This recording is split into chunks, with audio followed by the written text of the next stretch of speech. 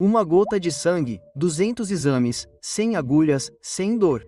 Essa era a promessa que cativava o Vale do Silício. O problema é que a máquina não funcionava, os pacientes recebiam diagnósticos falsos e os investidores investiam as 700 milhões de dólares nela. De qualquer forma, esta é a história de como uma jovem de 19 anos que abandonou a faculdade em Stanford convenceu o mundo de que havia decifrado o código dos exames de sangue e como tudo desabou. Em dezembro de 2003, uma jovem de 19 anos se olha no espelho, praticando seu discurso como se estivesse prestes a fazer um teste para o papel de gênio da tecnologia no filme de sua própria vida. Vamos revolucionar a saúde. Hein? Vamos revolucionar a saúde. Vamos revolucionar a saúde.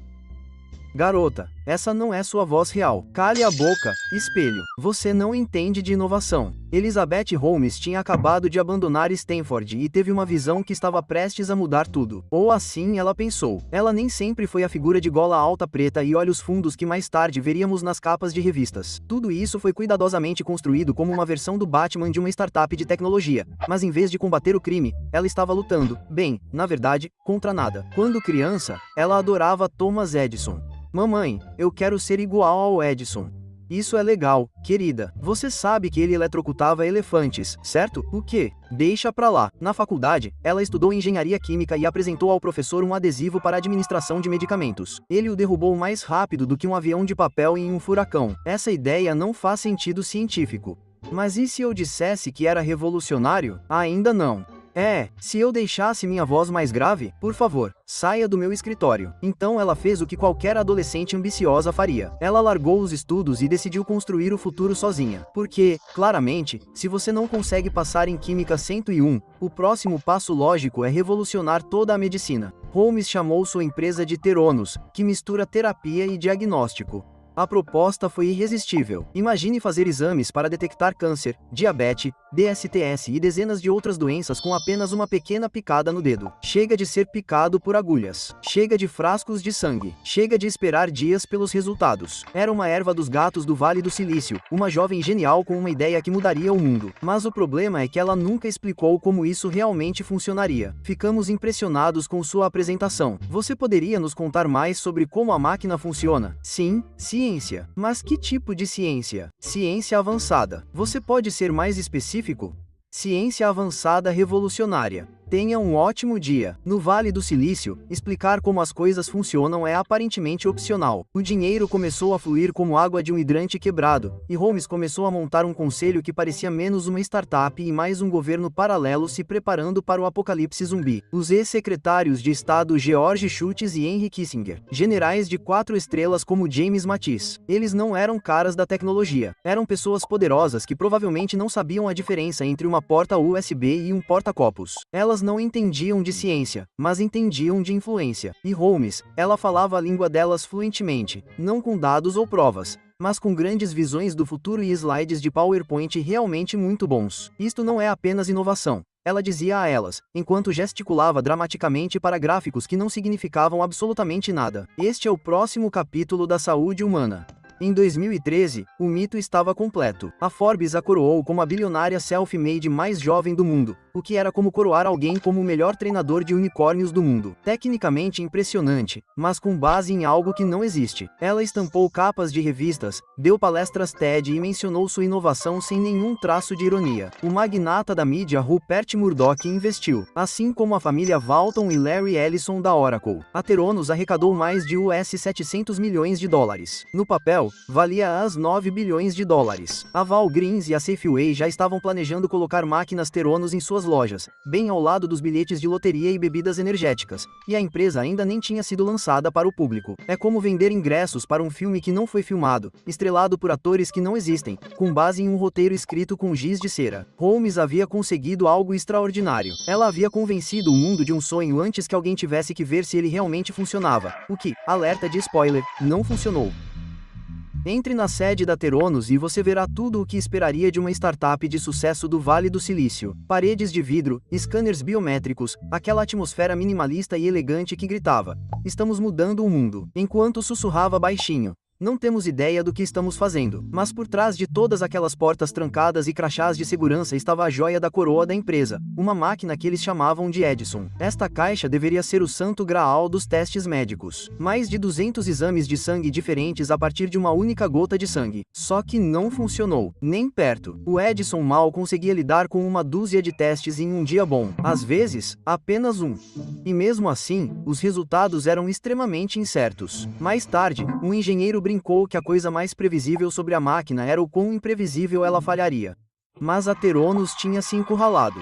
O mundo já acreditava. Os investidores tinham cheques gigantes, maiores que a maioria das hipotecas. A Walgreens estava planejando um lançamento nacional. Então, eles fizeram o que qualquer empresa desesperada faria. Eles fingiram. Quando os investidores vinham para demonstrações, era pura encenação. O Edison seria polido à perfeição, como um acessório em uma peça muito cara. A equipe ensaiava seus movimentos como atores. Os resultados que eles entregavam não eram da máquina que todos apenas observavam. Eram de equipamentos convencionais de laboratório escondidos na parte de trás, realizando testes à moda antiga. Sangue real, demonstração falsa. Todos sorriam e apertavam as mãos como se tivessem acabado de testemunhar um milagre em vez de um truque de mágica elaborado. Enquanto isso, os engenheiros estavam enlouquecendo. Eles passaram meses redesenhando partes da máquina, apenas para ver seu trabalho ser silenciosamente arquivado como lição de casa rejeitada. As pessoas começaram a sussurrar nas escadas, paranoicas sobre serem ouvidas. Um ex-funcionário disse que parecia trabalhar na Coreia do Norte, mas com lanches melhores. O engano foi mais profundo do que apenas a tecnologia. A Theranos realmente administrava 2 laboratórios separados. O oficial era limpo e pronto para a auditoria, perfeito para enganar reguladores. O verdadeiro era onde o caos morava. Dados incorretos falhavam em testes, números que eram manipulados até parecerem aceitáveis. Quando os resultados davam errado, o que acontecia constantemente? Eles simplesmente repetiam os testes até obterem algo que parecia certo. Os diretores de laboratório que tentaram se manifestar foram informados de que não estavam sendo jogadores de equipe, o que se traduz em: você está prestes a ser demitido por ter consciência.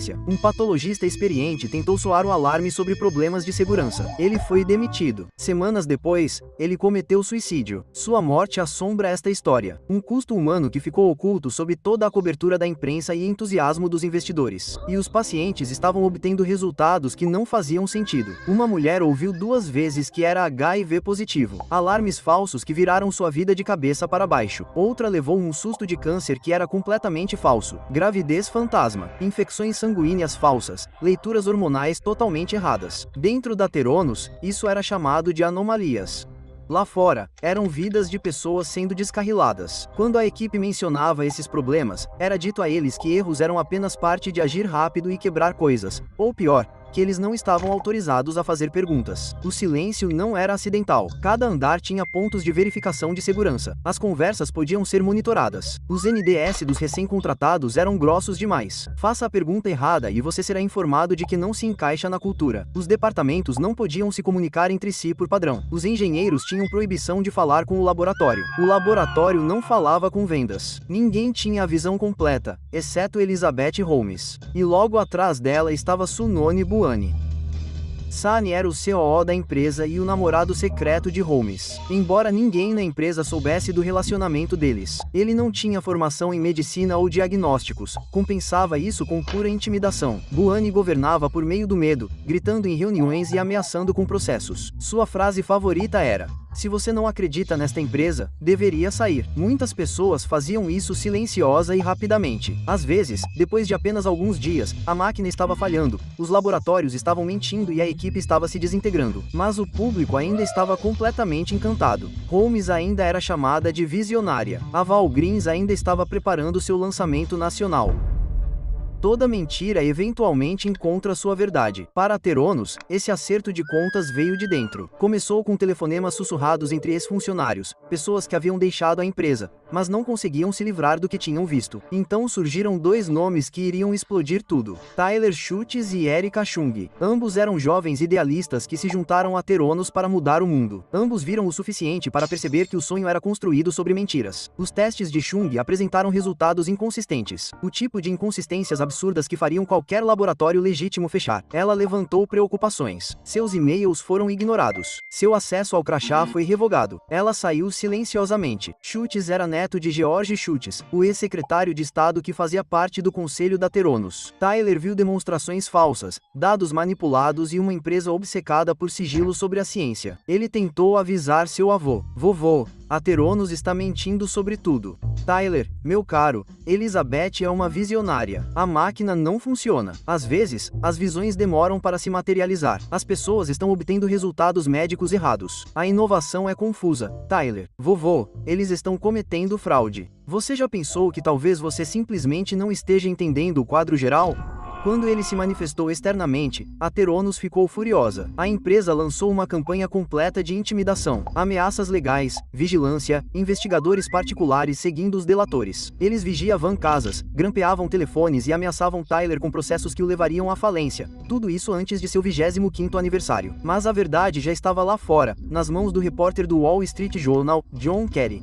Kerry começou a investigar. Ele se encontrou com fontes em estacionamentos e lanchonetes como uma espécie de Watergate médico. Ele verificou documentos, fez ligações, ninguém queria retornar. Quando Holmes e Buani souberam da investigação, entraram em pânico. Tentaram de tudo para acabar com a história antes que ela fosse publicada. Advogados, ameaças, notificações legais a funcionários suspeitos de terem falado. Mas Kerry continuou insistindo. Em outubro de 2015, o Wall Street Journal publicou a denúncia que destruiu a ilusão. O artigo expôs tudo. A Theranos, na maioria dos testes, não usou tecnologia própria. O Edison não conseguiu cumprir suas promessas. Os resultados eram perigosamente imprecisos. A segurança dos pacientes estava em risco. O mito de Elizabeth Holmes estava oficialmente morto. Holmes assumiu o controle total dos danos. Ela negou tudo, chamou o artigo de falso, alegou que Kerry era um misógino com uma agenda.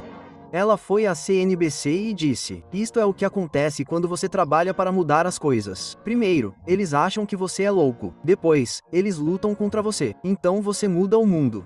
Aspas. Mas, nos bastidores, o pânico estava se espalhando rapidamente. A Walgreens congelou sua parceria e iniciou uma investigação interna. A Safeway, que havia gasto mais de US$350 milhões se preparando para integrar os testes da Theranos, desistiu completamente. Os médicos pararam de confiar nos resultados. Os pacientes se apresentaram com histórias de terror sobre diagnósticos falsos que haviam virado suas vidas do avesso. Então, os reguladores apareceram. Em 2016, os Centros de Serviços Medicare e Medicaid conduziram uma inspeção que revelou um desastre completo. A Theranos não conseguiu atender aos padrões básicos de laboratório. Os resultados não eram confiáveis em todos os aspectos. O controle de qualidade era praticamente inexistente. A punição foi rápida e brutal. A Theranos foi proibida de operar laboratórios de exames de sangue. Holmes teve sua licença para administrar um laboratório revogada por 2 anos. A empresa foi condenada a anular 2 anos de resultados de exames de sangue, basicamente admitindo que milhares de decisões médicas foram tomadas usando dados inúteis. Os investidores ficaram furiosos, os médicos ficaram furiosos, os pacientes se sentiram traídos e as casas. Ela insistiu, insistindo que a tecnologia ainda funcionava e prometendo que consertariam tudo. Mas a casa já estava pegando fogo. Em 2018, Elizabeth Holmes não tinha mais controle sobre sua própria história. As capas das revistas sumiram. As palestras do TED acabaram. E em seu lugar surgiu algo muito mais frio: acusações formais da SEC. As casas em Buani foram acusadas de fraude massiva, enganar deliberadamente os investidores enquanto os pacientes recebiam resultados falsos de testes. Todos aqueles anos de promessas e avaliações bilionárias agora estavam sendo chamados do que realmente eram: mentiras. Holmes fez um acordo com a SEC. Ela não admitiu a culpa, mas concordou em renunciar, pagar uma multa de US$500 mil e aceitar uma proibição de 10 anos de dirigir qualquer empresa pública. Por um momento, parecia que ela escaparia do pior. Então, o Departamento de Justiça apresentou acusações criminais: fraude eletrônica, conspiração, crimes que acarretavam até 20 anos de prisão cada. Não se tratava mais de dinheiro. Era sobre liberdade. O julgamento foi adiado pela pandemia e depois pela gravidez de Holmes. Quando finalmente começou, no final de 2021, parecia que o próprio Vale do Silício estava sendo julgado. Seu entusiasmo, sua fé cega e fundadores carismáticos, sua disposição de acreditar em mágica. A promotoria expôs anos de engano. Ex-funcionários testemunharam sobre terem sido silenciados. Investidores descreveram propostas que eram pura ficção. Relatórios de laboratório mostraram evidências de edição, alteração e, às vezes, falsificação total. Holmes então testemunhou, algo que seus advogados prefeririam que não tivesse. Por 7 dias, ela tentou reescrever a narrativa. Ela disse que acreditava na missão, nunca teve a intenção de enganar ninguém. Mas então ela tornou isso pessoal, acusando Sunone Buani de abuso e controle. Sani controlava todos os aspectos da minha vida, incluindo sua decisão de fraudar investidores. Bem, sim. Incluindo sua falsa voz profunda. Isso não foi, quero dizer, foi tudo natural. Senhora, Temos gravações. O tribunal ficou fascinado. Alguns viram coragem, outros viram desespero. Em janeiro de 2022, o júri deu seu veredito. Culpada em 4 acusações de fraude a investidores. Ela foi absolvida das acusações relacionadas a danos a pacientes, mas o estrago já estava feito. O julgamento de Buani ocorreu em seguida. Ao contrário de Holmes, ele não testemunhou. As evidências falavam por si. E-mails, apresentações de investidores, documentos alterados. Ele foi considerado culpado em todas as 12 acusações e condenado a quase 13 anos de prisão. Holmes pegou 11. A essa altura, a Theranos já havia morrido há muito tempo. A empresa foi dissolvida em 2018. Seus laboratórios fecharam, suas máquinas foram descartadas. A Walgreens saiu silenciosamente. Os investidores perderam centenas de milhões. Os pacientes ficaram confusos e, em alguns casos, traumas. Elizabeth Holmes prometeu revolucionar a medicina com uma única gota de sangue. O que ela realmente fez foi quebra de confiança, falsas esperanças e um dos maiores escândalos da história do Vale do Silício. As máquinas estão silenciosas agora, mas a história continua viva, não como um conto de inovação, mas como um aviso sobre o que acontece quando a crença substitui a prova, quando o carisma substitui a competência, e quando uma gota de sangue se torna uma mentira a mais. Holmes não começou tentando enganar o mundo. Ela acreditou em sua própria propaganda, e por um tempo, todo mundo também acreditou. Mas no final, alegações extraordinárias exigem evidências extraordinárias. E Theranos nunca teve nenhuma.